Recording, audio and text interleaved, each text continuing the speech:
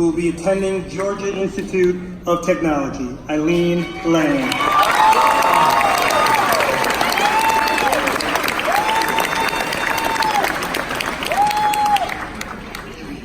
I hope you can all see me, and if not, don't worry, you're not missing much. Welcome, fellow graduates, family, faculty, esteemed guests, to Royce Ketcham's 2019 graduation. Before I begin, I'd like to take a few moments to recognize some of the important people in my life who have gotten me here today. First, I'd like to thank my family for all the love and support they've given me. In particular, my brother Brian for being such a role model and for letting me take over his room after leaving for college. And of course, a very special thank you to my mom and dad for all the encouragement they've given me through the bad times and the good. I'm not sure how they've managed to remain the most patient, caring people I know, even after all these years of putting up with an annoying, picky valedictorian like my brother Brian. I also wouldn't be standing here today without all of my friends and teachers who made going to school at 7:30 every morning just a little bit more bearable. So to Cal, Kim, Ropes, and all of my other teachers with more than one syllable last names, like Foxhall, Guren, and Panzer, thank you.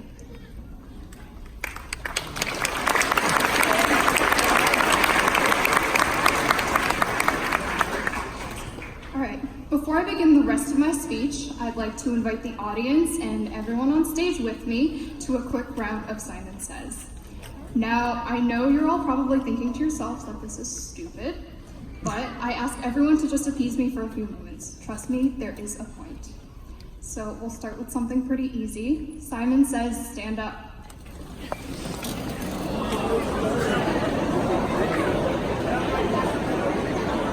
All right, and just as another practice run, touch your nose.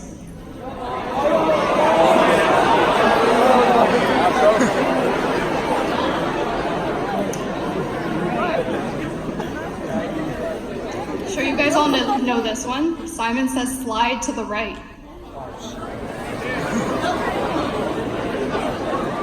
Simon Says, slide to the left.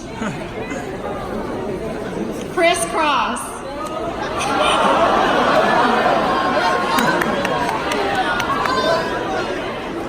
All right, and this is the most important part. Simon Says, clap your hands. Stop clapping.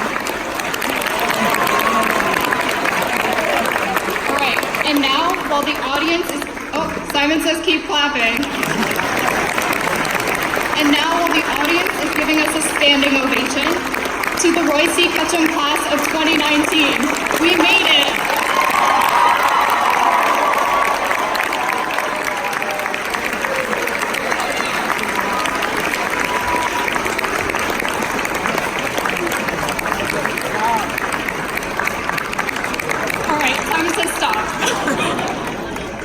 Everyone can sit down now. That was the end of that. Simon Says that was the end of that. Now, when Mr. Sype told me about a month ago that I needed to prepare this speech, I will very honestly admit that I had absolutely no idea what I could say to such a large group of people with such different interests and perspectives that could suddenly change your lives. So, like any responsible high schooler would, I refused to procrastinate. Instead, I convinced myself that watching YouTube videos like Valedictorian dumps boyfriend during graduation speech, or graduation speech leaves audience in tears could be inspirational and therefore a perfect use of my time. And don't worry, I can promise you now that there's no crying required from the audience or my boyfriend. So, after probably too many videos and a couple of searches on credible sites like Wikipedia and Urban Dictionary, I decided I would begin by introducing myself. For those of you who don't know me, which is a lot of you, I'll explain the progression of my life to you in a few brief sentences. On my 7th birthday, I blew out my candles and wished that I could become a cash register. I I don't mean cashier. I like being handed money and I like keeping it. A couple years after that, I became much more serious about my life and decided I should be a lawyer. And that backfired once I realized how much school I'd have ahead of me. So the beginning of my junior year, I wanted nothing more than to be an accountant. I know, I'm not really sure what I was thinking either. And finally, as I stand before you now, my major is industrial engineering.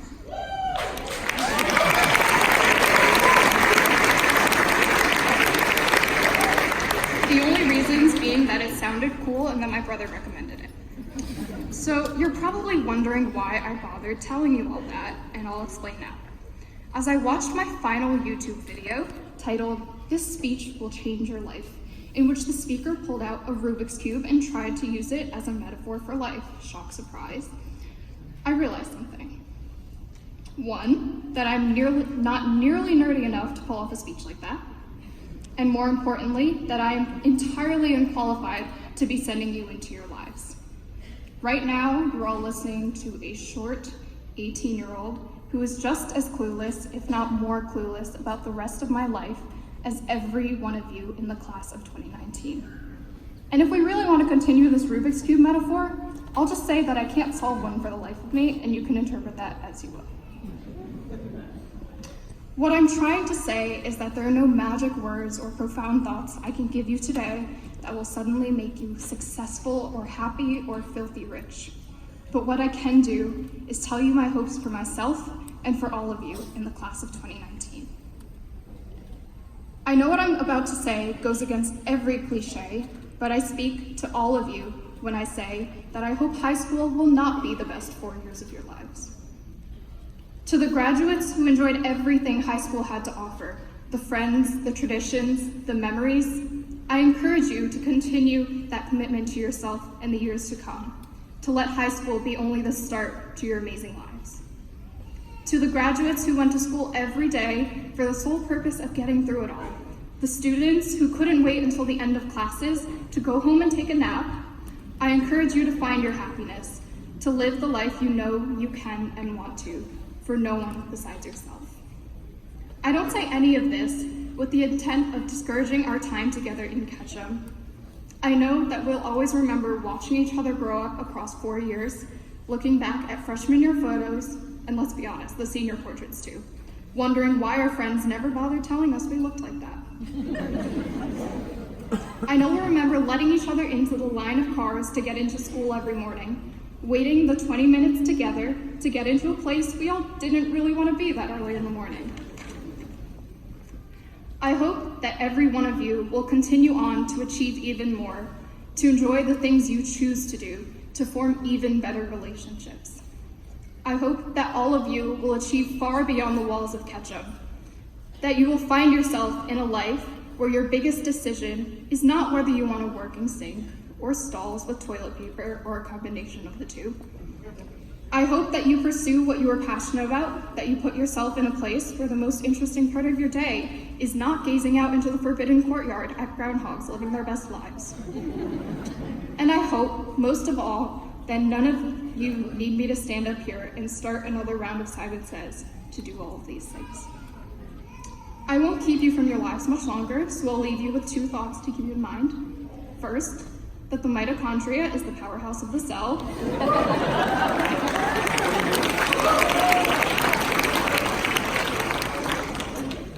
And second, that your time is valuable. I hope you'll make decisions based on what your past has prepared you for. Decisions that will set you up for an even better future. Decisions that let you live in the moment.